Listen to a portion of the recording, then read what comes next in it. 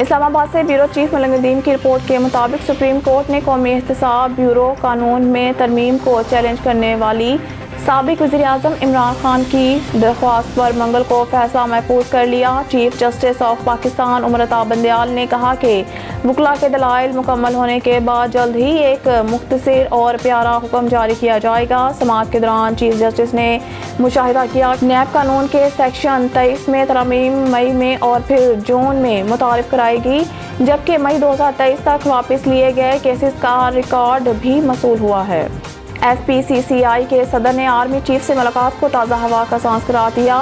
Bureau chief ملک ندیم کی report کے مطابق C O A S Munir business community کو بتایا کہ سعودی عرب کے ساتھ $25 بلین کی سرمایہ کاری پر بات ہوئی۔ انہوں نے مزید کہا کہ حکومت نجکاری کے لیے مکمل طور پر نہیں جائے گی۔ کراچی ملک کو شدید معاشی بحران کا سامنا ہے۔ Chief of army staff general Syed Asim Munir نے تاجر برادری سے کہا کہ ملک میں غیر ملکی سرمایہ کاری لانے اور معیشت کی بحالی کے لیے ہر ممکن کوششیں کی جائیں گی۔ منگل کو رپورٹ کیا۔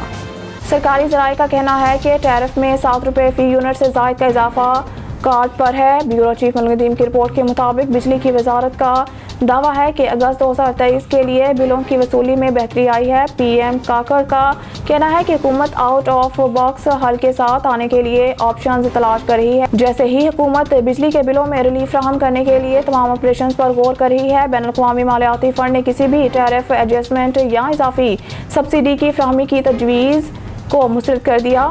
اس کے باوجود حکام کا دعویٰ ہے کہ اگست کے لیے ان کے بلوں کی وصولی قریب پہنچ چکی ہے۔ توقعات کے مطابق نجی نیوز ٹی وی چینل نے منگل کو رپورٹ کیا، بجلی کے مہنگے بلوں کے خلاف غریب عوام کو ریلیف فراہم کرنے کی حکومت کی تجویز پر آئی ایم ایف شدید اعتراضات کے درمیان پاکستان نے عالمی قرض دہندہ سے درخواست کی ہے کہ وہ آئندہ سہ ماہی ٹیرف ایڈجسٹمنٹ اور فیول پرائس ایڈجسٹمنٹ کو $7 کی حیران کن اجازت دے۔ بیورو چیف ملک ندیم کی رپورٹ کے مطابق اسلام آباد کیپٹل ڈیولپمنٹ اتھارٹی نے اسلام آباد میں میٹرو بسوں کے کرایوں میں اضافہ کر دیا کیونکہ مہنگائی نے ٹرانسپورٹ سیکٹر کو نقصان پہنچایا ہے۔ سی ڈی اے حکام کے مطابق تمام گرین، اورنج اور بلیو لائن بسوں کا کرایہ 30 سے بڑھا کر $50 کر دیا گیا ہے۔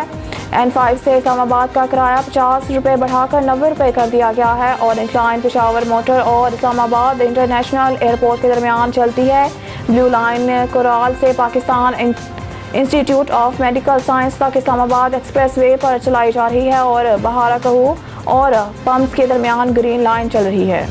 بیورو چیف ملک ندیم کی رپورٹ کے مطابق فوج کے ایک بیان میں کہا گیا کہ chief of army staff general Syed Asim Munir نے منگل کو صدر شوکت مرزیویف وزیر دفاع اور ازبکستان کی اسٹیٹ سیکیورٹی سروس کے چیئرمین اور سیکرٹری سے ملاقات کی۔ یہ ملاقات آرمی چیف کے جمہوریہ ازبکستان کے 2 روزہ سرکاری دورے کے دوران ہوئی۔ اس دورے کا مقصد فوج سے فوجی تعاون اور دفاعی تعاون کو بڑھانا ہے۔